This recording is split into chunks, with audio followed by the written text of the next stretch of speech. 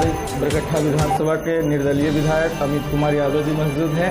आज इनसे जानेंगे कि कुछ दिन पूर्व बरकट्ठा विधानसभा के पूर्व विधायक प्रोफेसर जानकी प्रसाद यादव द्वारा बरकट्ठा विधानसभा के गोहाल में पॉलिटेक्निक कॉलेज हो रहे निर्माण को रोकने का आरोप इन पे लगा रहे हैं।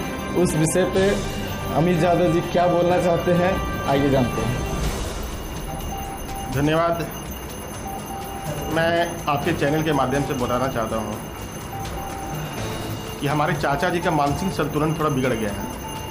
ये उनका दोष नहीं, उनकी उम्र का दोष है और उनको एक मेरे नाम का फोबिया बीमारी हो गया है।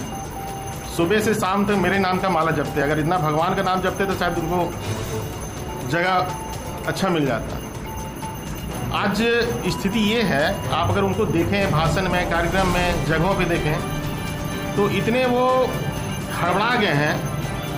मतलब जो एक निर्दलीय विधायक से जो चुनाव हारे वो उनको बर्दाश्त नहीं हो पा रहा है, वो हजम नहीं हो पा रहा है और इसी के कारण उनका मानसिक संतुलन बिगड़ गया है। मैंने अखबारों के माध्यम से सुना कि मेरे पे आरोप लगाया गया कि कार्य को रोका जा रहा है, मेरे द्वारा किए गए कार्यों को रोका जा रहा है। आपने अभी संबोधन में भी बताया प्रोफेसर जानकी यादव जी के बारे में। प्रोफेसर हैं, कहाँ के प्रोफेसर हैं, कहाँ पढ़ाते थे हमको तो नहीं पता, डिग्री है या फर्जी आदमी हमको नहीं पता है। लेकिन इतना तो चूंकि आप विधायक रहे हुए हैं तो इतना तो जरूर आपको अक्ल होना चाहिए कि कौन सा कार्य विधायक के द्वारा रोका जाता है और कौन सा कार्य सरकार के द्वारा रोका जाता है और कौन आप लोग की गलती के द्वारा रोकता है। आपने देखा होगा कि मेरा उसमें विधानसभा में उठाया हुआ क्वेश्चन भी चल रहा था। मैंने स्पष्ट रूप से सरकार से पूछा था कि यह कार्य क्यों बंद है, कब तक प्रारंभ होनी है। उसमें स्पष्ट रूप से लिखा था कि उसके डायग्राम में हेरफेर किया गया। जो शिक्षा विभाग के द्वारा और जो निगम के द्वारा डायग्राम रहता है वो दोनों डायग्राम में अंतर था। तो जब ये शिलान्यास कर रहे थे माननीय विधायक जी, जो अभी पूर्व हो गए हैं, तो उस समय इनको अकल नहीं था कि देखना चाहिए था कि डायग्राम क्यों चेंज हो गया, ये काम किसका था, उनको चेक करना चाहिए था। आज इनका गलत डायग्राम के कारण सरकार ने इसका काम बंद करा दिया। आज मैं आपको एक छोटा सा उदाहरण और देना चाहता हूँ। कोडरमा से कुवाड़ तक झुमरी तिलैया से कठाड़ी होते हुए जयनगर होते हुए बगड़ो एक पथ बन रहा है, रोड बन रहा है। इन लोग जान रहे थे चुनाव आने वाला है, चुनाव में कौन गलत होने वाला इन लोगों को पता था, तो इन लोगों ने आनंद फानंद में उसका शिलान्यास करा दिया, काम प्रारंभ करा दिया। अब इन लोग को इतना अकल नहीं है, ठेकेदार हो गए। नेतागिरी तो इन लोग का पार्ट टाइम है, ठेकेदारी इन लोग का मूल काम है। तो इतना ठेकेदार होने के बाद इन लोग को पता नहीं है कि आरओ का रोड है और उसका ट्रांसफर होना पीडब्ल्यूडी में जरूरी होता है, तब ये रोड का टेंडर होता है। और इन्होंने आनंद फानंद में बिना ट्रांसफर किए रोड का काम प्रारंभ करा दिया।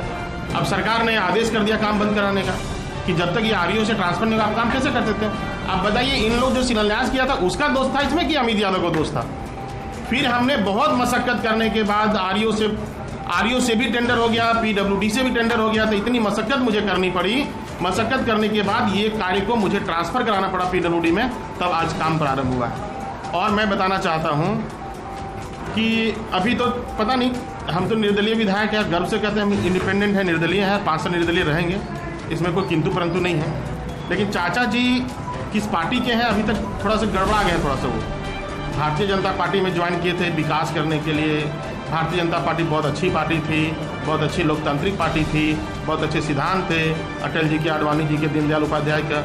अब पता नहीं शायद हारने के बाद भुला गए उसे सब। तो जब हारने के बाद भुला गए हैं तो अभी किस पार्टी के समर्थक हैं? कभी आरजेडी का नाम सुनते हैं, आरजेडी के सुभाष यादव के साथ आप घूमते हैं, कभी कांग्रेस के साथ घूमते हैं, कभी हेमंत जी का भी बहुत तारीफ करते हैं। बहुत अच्छी बात है, बहुत तारीफ करना चाहिए। लेकिन आज हेमंत सोरेन जो सरकार झारखंड का दुर्गति करके रखा है, ये भी बात आपको जानना चाहिए।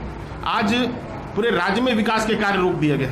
सिर्फ बरकट्ठा में आपके कार्य नहीं रोके गए, पूरे राज्य के विकास के कार्य रुके हुए हैं। और पिछले 2 सालों में ना सरकार के द्वारा कोई योजना आ रहा है, ना पुल आ रहा है, ना पुलिया आ रहा है, ना वैकेंसी आ रहा है, ना युवाओं के लिए कुछ आ रहा है। अब सरकार इसमें कोरोना की बहाना लेता है।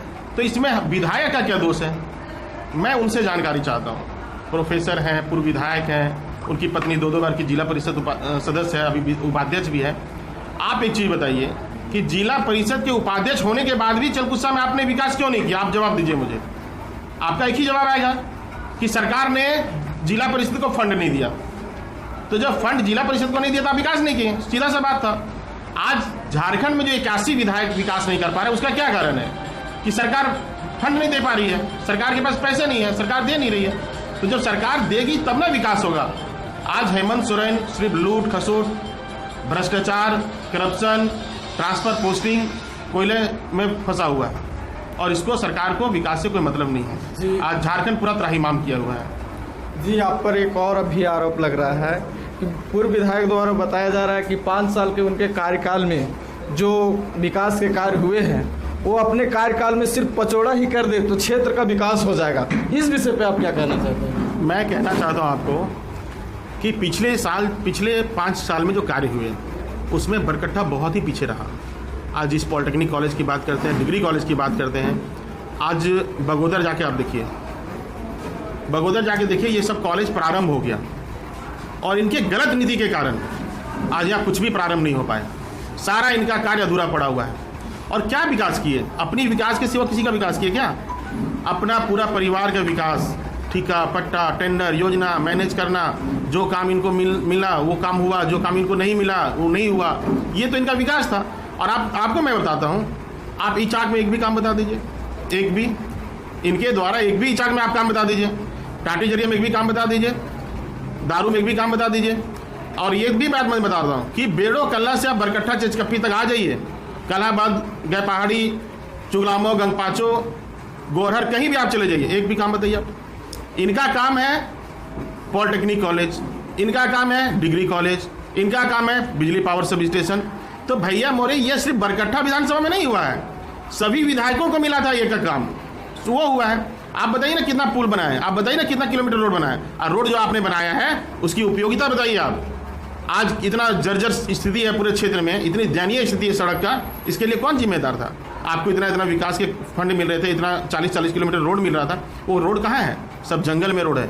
जंगल में क्यों रोड बनाया गया है? सिर्फ ठेकेदारी करने के लिए, अपनी विकास करने के लिए। आप आज देखिए जानकी जी कहाँ है, 5 साल पहले कहाँ था, राज कहाँ है, सो देखिए आप उनको ठेकेदारी में। तो भैया जनता को बरगलाने का काम बंद कीजिए। आप जब अच्छी सरकार, पिछले जो 5 साल जो सरकार चली, अच्छी सरकार, रघुवर दास के नेतृत्व में जो सरकार चली, बहुत ही अच्छी सरकार चली, बहुत ही विकास हुआ, इसमें नो डाउट। ऐसे समय में आप विकास क्षेत्र का नहीं कर पाए। लेकिन मैं आज ITI कॉलेज जाके देखिए, बोंगा में, इचाक में मैंने बनवाया, 2013 में शिलान्यास किया और 17 में वो क्लासेज भी चालू हुआ। तो उस विकट परिस्थिति में हमने वहाँ पे ITI कॉलेज बोंगा में बनाया और आज चालू भी हो गया। आप जितना भी रोड देखें उठा करके, जहाँ भी रोड देखें, चिचकप्पी से लेकर चलकुस्सा तक, खरगू चौबे तक आप बताइए, जयनगर में बताइए, इचाक में जाकर आप देखिए, ये सारे कार्य हम लोगों ने किया है। और आप उसके आज 2005 से पहले और 2005 के बाद के जो कार्यकाल है, जो विकास के कार्य आप देख सकते हैं। तो हम लोगों ने पूरा संरचना तैयार किया बरकट्ठा विधानसभा का, और उसमें आकर के आप ऊपर मास्क पहन के, जैसे नहीं होता है, मुखौटा लगा के आपने वास करने का प्रयास किया। तो जनता इतना बेवकूफ़ नहीं है। बहुत अगर विकास किए तो जनता आपको वहाँ क्यों बैठाई है? सोचना चाहिए आपको। उनके समय में बिना पैसे के कोई काम नहीं होते। मैं बहुत चिल्ला के गोपाल मुखिया जी बोल रहे थे, विधायक ऐसे, विधायक वैसे। गोपाल मुखिया जी, आप मंच पे ये बता दीजिए स्पष्ट रूप से कि आपने जो खेत बनाया है, जो तालाब भूमि संरक्षण से बना हुआ है, जिसको आपने खेत बना दिया, धान लगा दिया, जिसमें उस धान को खेत, जो तालाब था उसको धान का खेत बना दिया, उस धान के खेत बनाने में आपने जानकी जी को कितना पैसा दिया, ये आप स्पष्ट रूप से मीडिया के सामने बता दीजिए। अगर आप पैसा नहीं दिए होंगे जानकी जी को और आपसे पैसा नहीं लिए होंगे, आप आके मेरे से बहस कर लीजिएगा। लेकिन जो मुखिया होकर के, कार्यकर्ता होकर विधायक को पैसा देके तालाब लिया, तालाब को खेत बना दिया, शर्म आना चाहिए इन लोगों को। सरकार के पैसे को खेत बना दिया और वो आज सिद्धांत की बात करते हैं। उनके साथ जितने भी लोग हैं, जितने भी कार्यकर्ता हैं, स्वयं भ्रष्टाचार में लिप्त हैं। आज जितने भी सलैया प्रखंड में शौचालय बने, जितने भी आवास बने, आवास पर आवास, मतलब जिसका बिल्डिंग है उसके ऊपर आवास। चाचा मेरा गलत नहीं बोल रहा था, उसकी का मुखिया का करामत है ये सब। चाचा मेरा सही बोला। आज सलैया पंचायत में जांच होने जा रही है, वहाँ पे जिसके पास आवास है ऑलरेडी, जिसका छत का घर, उसके ऊपर में वो उन्होंने आवास देने का काम किया। शौचालय का कहीं नहीं बना, लेकिन शौचालय का सारा पैसा निकल गया। तो उनके खुद के जो अगल बगल वाले लोग हैं, जो करप्शन में लिप्त हैं, आज उनको वही संदेश और वही पाठ पढ़ाना चाहते हैं। मैं तो कहता हूँ कि हम लोगों ने जो विकास के कार्य बरकट्ठा विधानसभा में किया, मैं तो कहा, मंच से भी कहा कि आज ट्रांसफार्मर के पीछे आप ढोल बाजा लेके दौड़ते हैं, नगाड़े लेके दौड़ते हैं। आप समय याद कीजिए, अगर 2014 से पहले, 2005 से पहले, जब बिजली भी नहीं थी, यहाँ पे तार भी नहीं था, पोल भी नहीं था, हम लोगों ने सब जगह लग करके सभी गांव तक बिजली पहुंचाने का काम किया। आज एक भी गांव ऐसा मेरे यहाँ नहीं है जहाँ पे बिजली नहीं है। एक ट्रांसफार्मर उड़ गया तो ट्रांसफार्मर, पुराना ट्रांसफार्मर कैंची लेके दौड़ रहे हैं। अरे भैया पूर्व है, जरा ध्यान से रखिए, काहे के लिए इतना हड़बड़ा रहे हैं? ज़्यादा हड़बड़ाने से कुछ मिलने वाला नहीं है। अभी भी पूर्व होने के बाद भी उनको बर्दाश्त नहीं हो रहा, हार बर्दाश्त नहीं हो रहा है। जब हार गए हैं तो जनता अगर आपको वहाँ बैठाई है तो आपको स्वीकार करना चाहिए, इसलिए जनता का जनादेश को स्वीकारिए। जी, एक आरोप आपके द्वारा भी लगाया जा रहा है, वर्तमान विधायक अमित यादव द्वारा लगाया जा रहा है कि प्रोफेसर जानकी यादव किस पार्टी से है, और पूर्व विधायक प्रोफेसर जानकी यादव द्वारा भी लगाया जा रहा है कि वर्तमान विधायक कौन सी पार्टी में है। कुछ दिन पूर्व रैली में आपका एक वीडियो सोशल मीडिया के जरिए वायरल हुआ था अन्नपूर्णा देवी के साथ। वो बोल रहे हैं कि शायद वो बीजेपी छोड़ के फिर बीजेपी में जाने का प्रयास कर रहे हैं। इस विषय पे आप क्या कहना? ये प्रोटोकॉल है।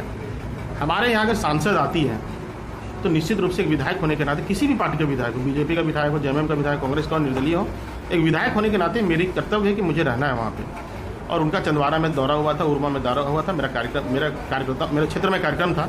तो निश्चित रूप से आज जेएमएम की सरकार है, माननीय हेमंत जी मुख्यमंत्री हैं, अगर वो आते हैं बरकट्ठा तो क्या मेरा फर्ज नहीं बैठता वहाँ पे जाना, पार्टी कोई भी हो। आज अगर प्रधानमंत्री जी रांची आते हैं तो मुख्यमंत्री होने की हैसियत से जेएमएम का भी मुख्यमंत्री क्यों नहीं हो, उसको एयरपोर्ट में जाना, उसको रिसीव करने के लिए। तो इनको प्रोटोकॉल को तो नॉलेज है नहीं, इनको सिर्फ पार्टी, अरे इतना पार्टी चेंज किया कि पार्टी में ही पागल हो गए, कौन पार्टी जाना है सर।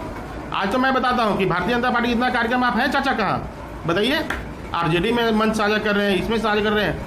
मेरा तो प्रोटोकॉल है, मुझे तो रहना है। कोई भी पार्टी का कार्यक्रम हो, अगर मेरे से सीनियर कोई लीडर आते हैं तो मेरा प्रोटोकॉल के अनुसार से मुझे रहना है। और मैं आपके मंच के माध्यम से बताता हूँ, मुझे जनता ने निर्दलीय जिताया है और मैं निर्दलीय रहूँगा 5 साल।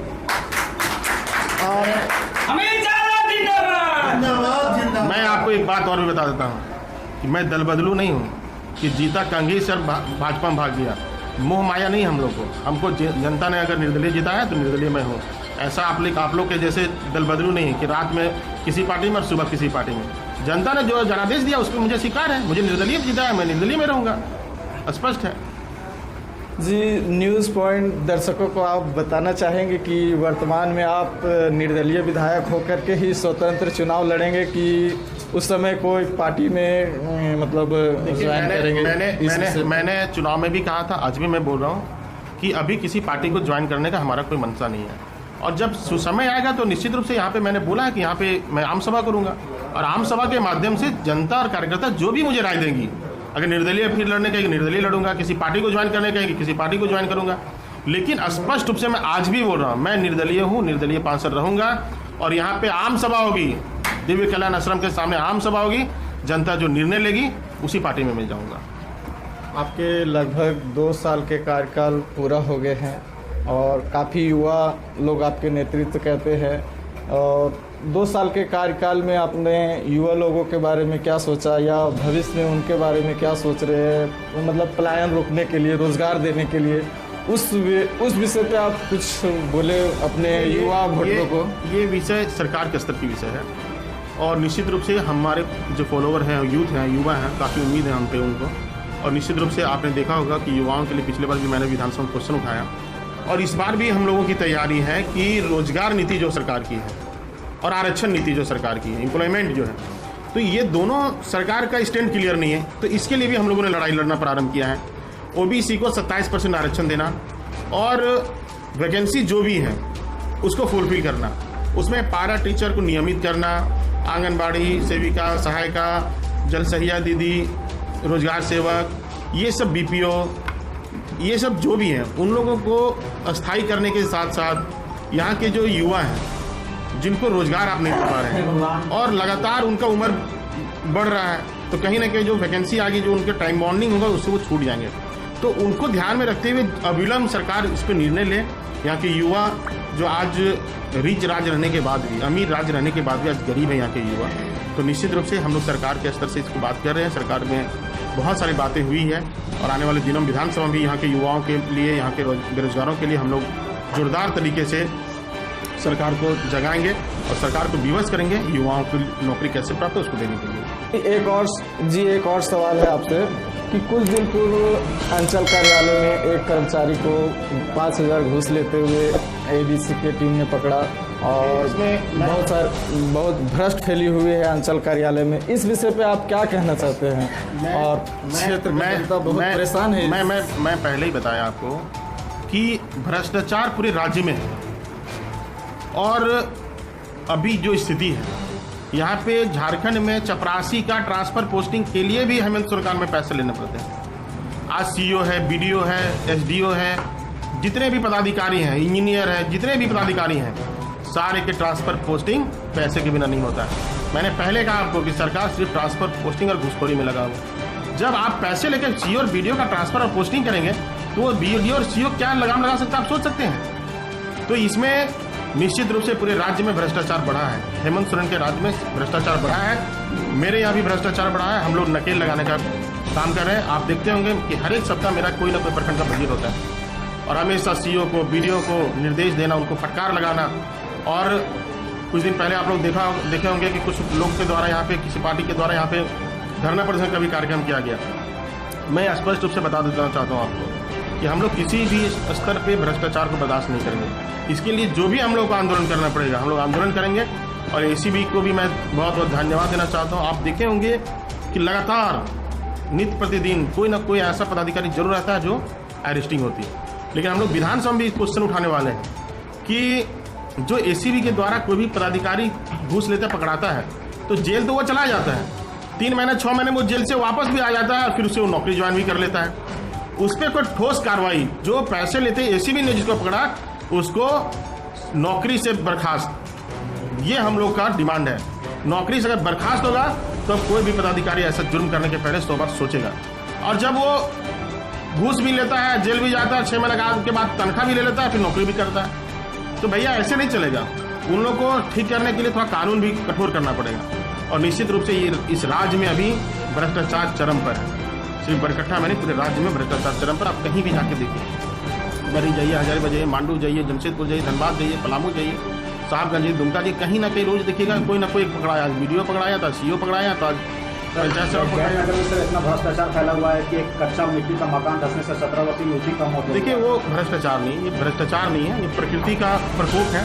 और गरीब आदमी थे, निश्चित रूप से मैं बिल्कुल उनको आवास मिलना चाहिए था, लेकिन किस कारण से नहीं मिला। आज उपायुक्त महोदय से हमारी मीटिंग है 11 बजे से और इस विषय पे हम लोग जांच करवा रहे हैं। और निश्चित रूप से अगर उसका इस सूची में नाम था और सूची में नाम कट गया है तो वैसे पदाधिकारी, उस वैसे कर्मचारियों पर निश्चित रूप से हम लोग कार्रवाई करेंगे।